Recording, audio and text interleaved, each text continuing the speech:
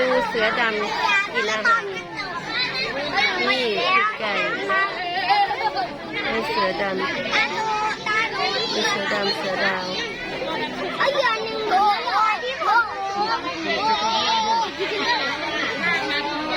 ดึงเชือก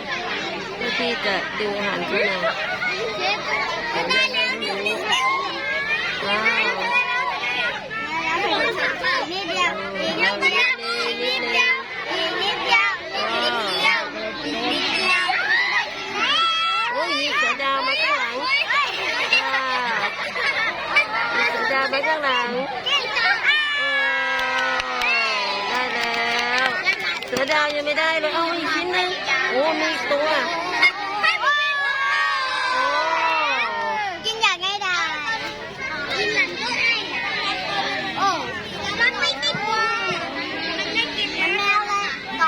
หน้าสวนสัตว์โคราชสวนสัตว์นครราชสี